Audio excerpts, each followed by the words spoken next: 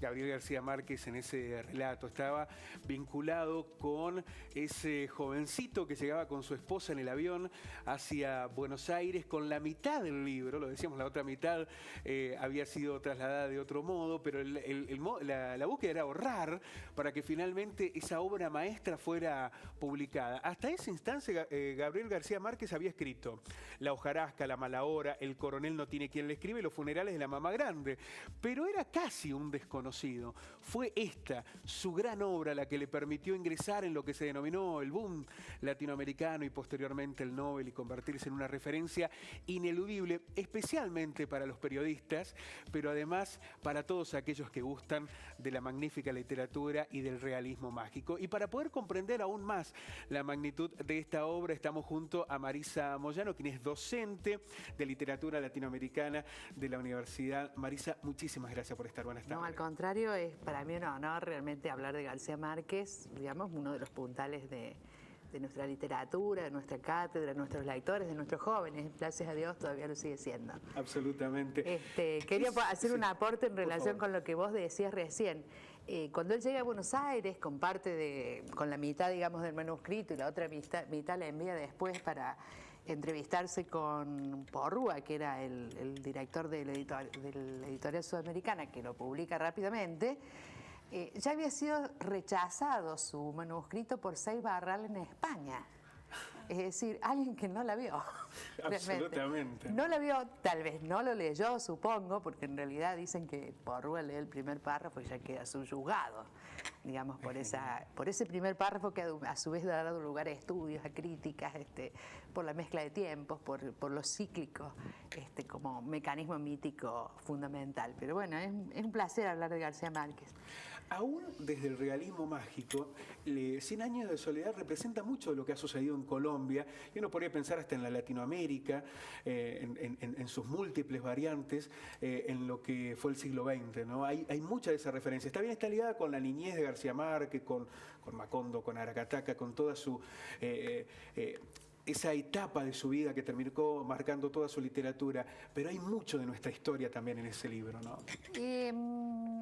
Sí, lo que habría que aclarar es, en realidad, se puede encontrar muy claramente, pese a que la obra tiene ese carácter del mítico Macondo, para decirlo más precisamente, se puede encontrar específicamente cuál es la etapa histórica que aparece registrada en la obra, y es desde mediados del siglo XIX hasta mediados del siglo XX, digamos, esos 100 años de soledad, valga la redundancia. Es decir, que se puede registrar desde la etapa de la guerra civil entre conservadores y liberales en Colombia, precisamente como vos lo decís, y a partir de ese momento hay varios detalles históricos que permiten esa referenciación. Eso en relación a la primera parte de la pregunta. En relación con la segunda y con relación a lo latinoamericano, eso habría que plantearlo, obviamente, pero en un sentido bastante más metafórico. Naturalmente, las revoluciones, las represiones, como la de la matanza de las huelgas bananeras, ¿no? La desigualdad latinoamericana, la rareza, lo exótico, lo extraordinario nos atraviesa a todos, pero en un sentido yo diría metafórico. Hoy por hoy, digamos, los críticos de la literatura latinoamericana, sin desmerecer en absoluto la obra, plantean que no hay que hacer una macondización de la literatura latinoamericana, porque, digamos, en el caso de 100 años de soledad se corresponde con lo que llamamos nosotros una geocultura, es decir, una región muy particular que es sobre todo la región caribeña. No implica eso que uno no diga que buena parte de las cosas que allí transcurren, digamos, como historia y como temas, no atraviesen a toda América Latina.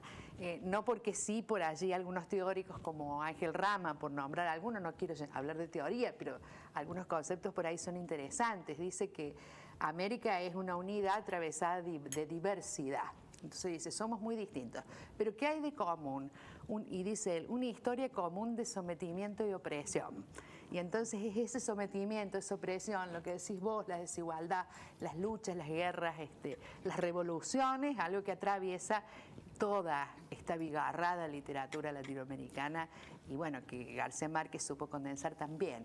Creo que esa condensación como hallazgo fue fundamental para que esta literatura se hiciera de pronto como no, que alcanzara, digamos, ese reconocimiento de los centros de poder, que es la capacidad de su universalización. Es decir, yo me resisto a esa palabra, no me gusta mucho, pero creo que 100 años de soledad cumple, entre otras, junto a Rayuela, junto a Tres Tristes Tigres, esa gran, y no me quiero olvidar tampoco de La muerte de Artemio Cruz, como otro de los textos importantes de nuestra literatura, que cumplen esa función de mostrarle a Europa, digamos, en un momento en que Europa se preguntaba, fíjate vos, los críticos europeos se preguntaban si no había muerto la novela. Y entonces ahí cae realmente esta literatura latinoamericana, porque claro, es 100 años de soledad, pero no es García Márquez en soledad, sino un grupo enorme de escritores del boom que realmente lograron acompañar este proceso. ¿Es posible que se repita algo así? No, yo creo que nada es imposible. Nada es imposible, pero digo, era el Dream Team, era el Dream Team. Claro, estaban todos. Eso estaba motivado por un epifenómeno, digamos, marcado por la Revolución Cubana, la impronta cultural de la Revolución Cubana, un fenómeno de industria cultural muy fuerte, que fue la emergencia de los grandes editoriales, sobre todo. Pero incluso habiendo confrontación ideológica, pensemos en Vargas Llosa, por ejemplo, y García Márquez, ¿no? Que pero Vargas Llosa, con miradas del mundo. Bueno, en aquel momento había como una coincidencia, claro, es cierto. Después fue variando. Un escritor maravilloso. Maravilloso también, sí. No lo nombré recién dentro de la playa de los escritores del boom. Pero creo que en ese sentido, 100 años de soledad conserva esa frescura, lo digo, digamos, como docente, porque, bueno, vos conserva esa frescura de acercar cada vez nuevos lectores y con la misma pasión, la misma posibilidad de generar esa pasión. Eso lo ves en la universidad, en el cual los chicos, está bien, estudian letras, pero bueno, ya han leído 100 años de soledad. Claro. Entonces decís, bueno, sigue generando eso.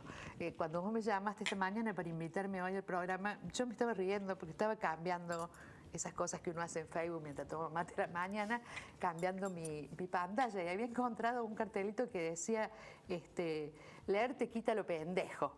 Y inmediatamente digo, pero esto lo habrá escrito García Márquez, porque lleva todo el estilo de García Márquez. Le han asignado frases que nunca dijo, pero no es de en algunos casos. No es de él, lo corroboré. Y bueno, después me llamás vos a hablar de García Márquez y de 100 años de soledad, y me pareció, bueno, hermoso. Digo, pucha, uno no se levanta por ahí con la racionalidad toda puesta, pero los azares confluyen en estas cuestiones, ¿no?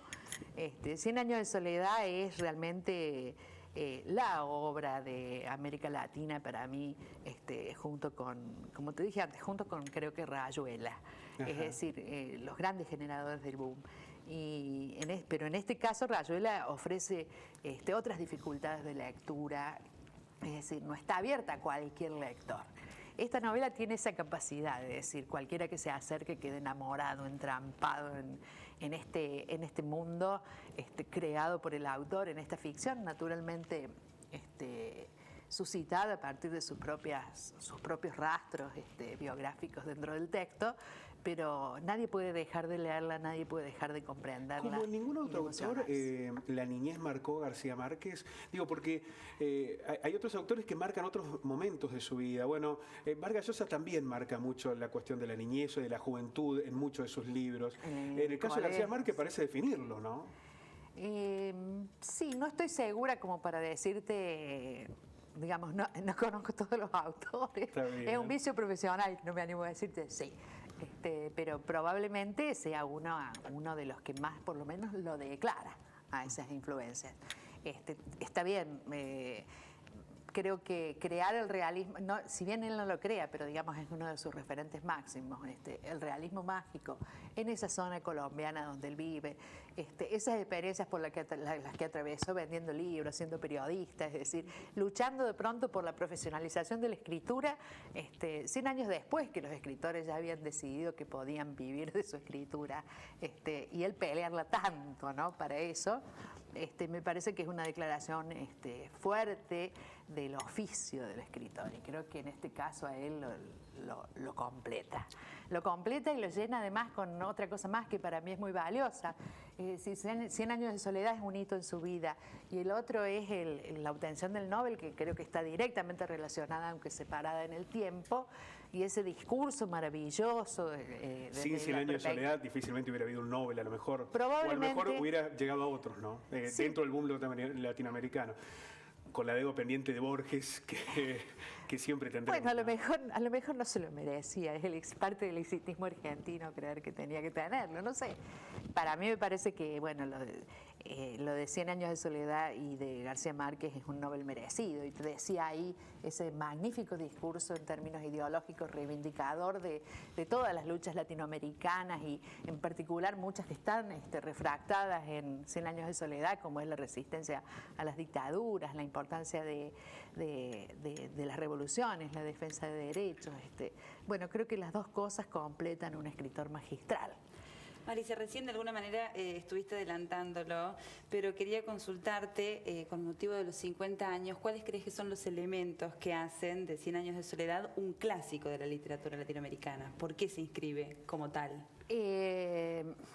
Yo creo que, digamos, fue una obra muy original para el momento de producción. Las obras de las que hemos hablado en esta mesa, si algo las unifica, no son los temas, no son las formas, son textos muy diversos, pero todas son originales. La originalidad de este texto es notable. Yo creo que lo que uno más podría remarcar, más allá de que es un lugar por ahí más común, hablar del realismo mágico, al cual uno tendría en todo caso que definirlo un poco para que todos lo entendamos, que es realmente esa sensación de estar flotando dentro del libro entre cuestiones de la vida cotidiana, donde de pronto irrumpe algo maravilloso, fantástico, y que es tratado o presentado por el narrador como si fuera común, qué sé yo. Remedios la Bella salió a tender las sábanas, y en el momento que estaba tendiendo las sábanas se levanta un pequeño viento y asciende a los cielos con el viento que se lleva las sábanas. Dando vuelta, y esa es otra particularidad de su literatura, ya como un rasgo de estilo de él, dando vuelta a los mitos clásicos universales europeos. ¿Qué me refiero con eso? Uno ve muchísimos de esas formas de construir el realismo mágico que tienen que ver, por ejemplo, con mitos religiosos pero invertidos, tergiversados, porque naturalmente lo que dije de Remedios de la Bella hace alusión a la ascensión de María. Pero también el Éxodo, cuando van buscando la fundación de Macondo, es como un dar vuelta, el Éxodo de Moisés, la muerte del primer Buendía, de José Arcadio Buendía, atado al árbol. No deja uno de hacernos pensar también en la cuestión de la crucifixión, y como eso, muchísimos más. El incesto, que digamos es el final de esta matriz, uno no deja de pensar en el mito, y cuando digo mito no digo fantasía, digo relatos, narrativas sagradas, ¿no? La narrativa del pecado original. Es decir, creo que ha tenido una gran habilidad para encontrar como mecanismo de escritura esto de decirle a los europeos que la diferencia de América es porque aquí nada es igual, nada es espejo de lo que en Europa se funda. Es más, creo que de esos 30 millones de libros vendidos, vamos a decir, lectores supongo que son muchos más, claro. El grueso debe ser europeos. No digo que no se lee en América Latina, es normal que se lea acá 100 años de soledad. Lo que digo es que la primera subyugada por esta novela creo que fue Europa. Más allá de que, bueno, la primera edición de 8.000 ejemplares en Buenos Aires se agotó creo que en 15 días, algo así. Pero Europa es quien realmente lo catapultó al éxito. Y bueno, después se fue a vivir García Márquez durante un largo tiempo así. Profesora, muchísimas gracias por ayudarnos a reflexionar sobre una obra maestra, fantástica, como es 100 años de soledad, y también recuperar muchas instancias de Gabriel García Márquez, porque lo decíamos, para nosotros, para los periodistas, es la Biblia, pero en general para cualquiera que se precie de la buena literatura es indispensable. Sí, bueno, creo que lo más interesante para despedirme de la gente, de quienes nos están oyendo, es invitarlos a leer, porque no conozco a nadie que haya abierto este texto y haya dicho, no, la verdad no me gusta. Claro. Es decir, yo estoy cansada de comprar... yo estoy cansada de comprar 100 años de soledad en nuestra biblioteca, y eso que somos dos los que compramos, mi madre también comparte esto, y bueno, nunca hay ninguno, porque siempre están prestados. Claro. Por eso digo que los lectores son más que 30 millones. Más que 30 millones y más que los ejemplares vendidos. Muchas gracias. Muchísimas gracias.